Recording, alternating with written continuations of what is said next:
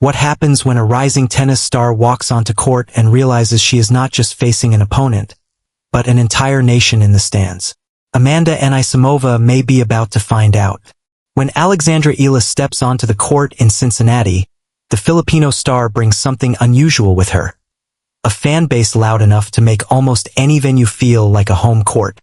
And instead of complaining about it, Anisimova sounds genuinely excited. That tells us something important about the growing reputation of Eala.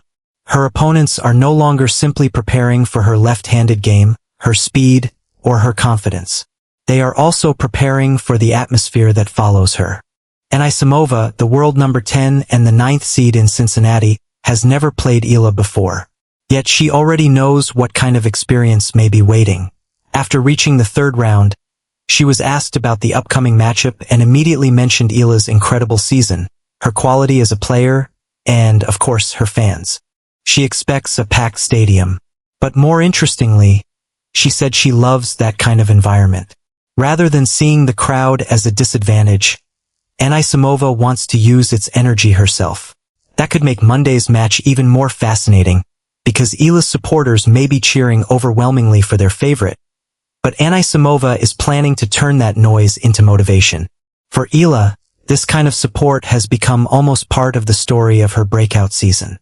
Since winning her first WTA title at the Mubadala DC Open in Washington, she has transformed from an exciting young prospect into one of the most talked about players on tour.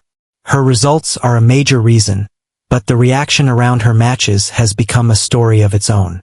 The 21-year-old Filipino arrives in Cincinnati with an 11-2 record across her last 13 matches. Her opening round was brief but convincing. Elena Gabriela Ruse retired while trailing 6-1, 3-0 because of a foot injury, sending Eala into the third round without having to spend long hours on court. Anisimova also made a strong start. She defeated Turkey's Zeynep Sönmez 6-2, 6-3 in a match interrupted by rain. So neither player enters this showdown carrying the burden of a difficult opening battle. But the bigger question is what happens when their styles and personalities finally collide. For Eala, this is another opportunity to test herself against elite opposition.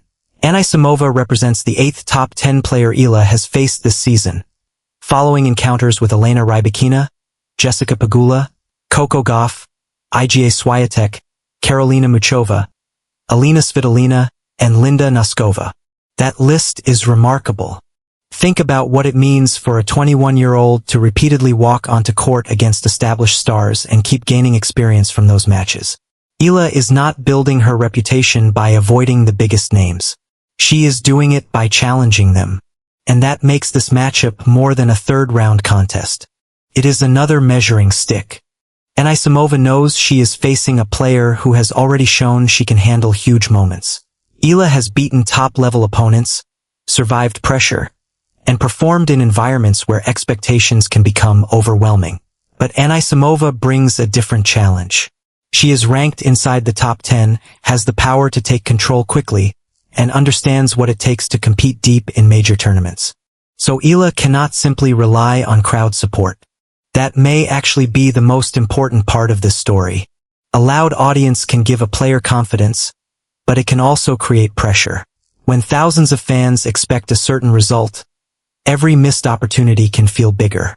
Eala has acknowledged that her life on tour has become busier as her popularity has exploded. There are more commitments, more attention, and more people wanting a piece of her time.